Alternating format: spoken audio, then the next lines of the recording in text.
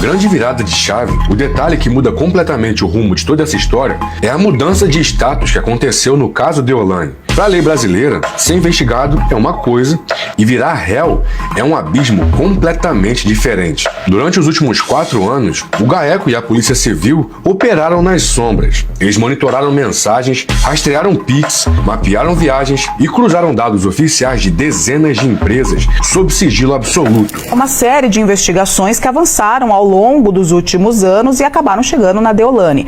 Segundo a polícia, a análise de aparelhos celulares e outros elementos reunidos durante a investigação teriam identificado contatos entre familiares de Marcola e Deolane Bezerra. Quando a operação estourou e a prisão em flagrante aconteceu lá no condomínio de luxo, lá no Tamboré, todos os envolvidos, no caso, a família principalmente, eles ainda acreditavam que aquela ali era só mais uma averiguação de rotina. Só que a realidade bateu como se fosse uma carreta sem freio na porta da Deolane. Uma denúncia bem complexa do Ministério Público, que costuma ter mais ou menos umas 50 páginas nos piores casos, foi entregue ao juiz com assustadoras 356 páginas, meu irmão. É uma quantidade de provas impossível de ser considerada. Quando o juiz olhou para aquele material probatório, ele não pediu nenhuma vírgula de investigação a mais. Ele simplesmente aceitou a denúncia no mesmo momento. Embora a Justiça de São Paulo aceitou a denúncia que foi apresentada pelo Ministério Público e tornou ré a advogada influenciadora Deolane Bezerra. A decisão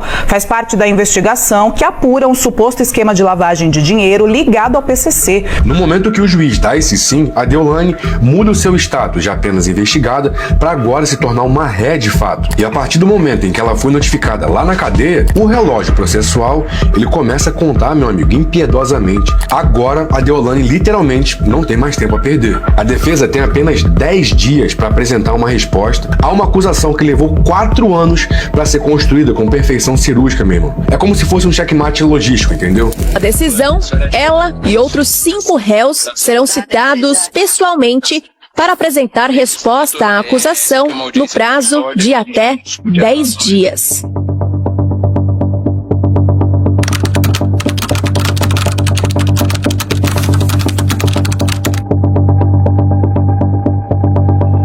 Com a porta da cela fechada lá na penitenciária de Tupi Paulista, a mais de 600 quilômetros da capital, o desespero começou a tomar conta da Deolane, né? Não só dela, principalmente da defesa. A primeira cartada, a mais clássica do Código Penal para mulheres presas, foi o pedido de habeas corpus alegando que a Deolane possui uma filha menor de 12 anos e que ela então tem uma casa fixa, por isso ela deveria responder em liberdade. O fato de que, sendo mãe, ela tem direito a responder em prisão domiciliar.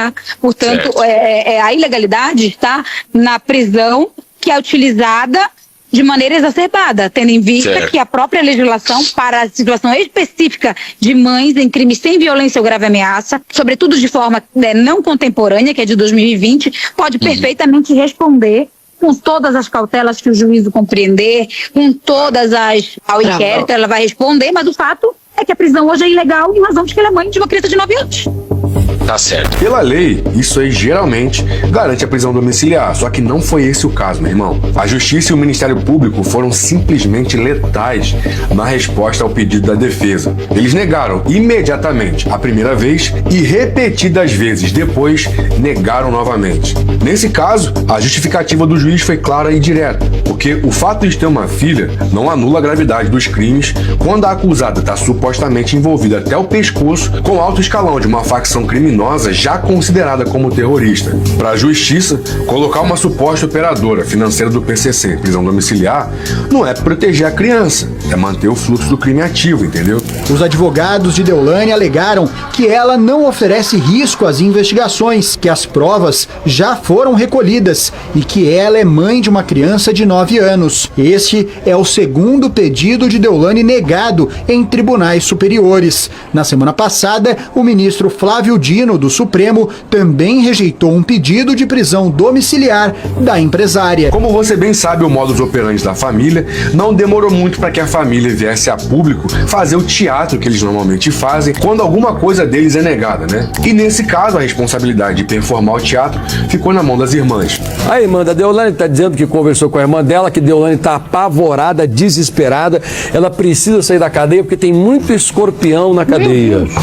E ela falou que já matou 4 só na cela dela. Elas postaram alguns vídeos dizendo que a Deolane estava dormindo no meio de escorpiões na cela, de que a situação dela estava muito precária, que eles estavam fazendo covardias com ela. Por conta disso, a justiça foi averiguar junto à Secretaria de Segurança Pública e o laudo foi humilhante. Tratava-se de uma mentira completa. Nada de infestação de escorpião ou então qualquer outro inseto que pudesse haver naquela cela. Logo em seguida, como elas não tinham muito para onde correr, elas disseram que a influenciadora estava em greve de fome, estava definhando porque a comida naquele local era muito ruim. Mais uma vez, uma mentira que foi desmentida assim que o relatório interno vazou. O relatório interno demonstrava que a Deolane estava sim comendo as 4 refeições por dia oferecidas pelo Estado. Nessa resposta, o juiz deixou um recado bem claro.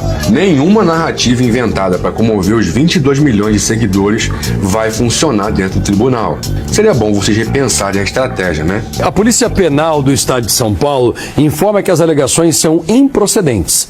A custodiada se alimenta e ingere água normalmente, como a população prisional da unidade. Ao todo, são 4 refeições por dia e a comida fornecida segue o cardápio padrão elaborado por nutricionistas. A água ofertada é própria para consumo e passa por análise de qualidade com frequência. A penitenciária passa por detetização e desratização periódica, sendo a última em abril deste ano, não havendo registros de animais peçonhentos. Informações sobre saúde de presos não são repassadas por respeito ao sigilo médico. Ou seja, a nota está dizendo que a irmã da Deolane está mentindo e que não tem greve de fome não, porque a Deolane está comendo 4 vezes por dia. Caramba!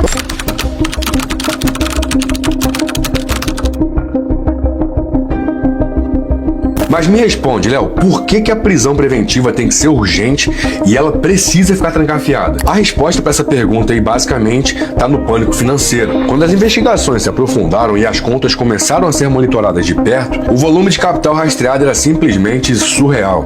O filho adotivo da Deolane, que mora num apartamento bem luxuoso lá no Tatuapé, movimentou incríveis 40 milhões de reais. Já a própria Deolane viu passar pelas suas contas físicas e jurídicas algo em torno de 140 milhões de reais. A justiça, obviamente, ordenou o bloqueio imediato, só que eles encontraram apenas 27 milhões investidos. Onde estaria esse resto? Segundo o Ministério Público, ela teria realmente essa ligação próxima com o primeiro comando da capital e movimentou cerca de 140 milhões de reais, isso em 2 anos. O dinheiro já tinha escoado, né, cara? E o inquérito revela um momento bem curioso, bem peculiar, que parece até uma cena de filme, daqueles filmes de gangster, quando começa a dar merda e os caras começam a entrar em desespero. Então, uma cena dessas, sentindo que a operação estava prestes a estourar e que os bens seriam congelados, uma das irmãs de Deolane foi presencialmente em uma agência do Banco Itaú e exigiu ao gerente que ele sacasse 1 milhão de reais para ela.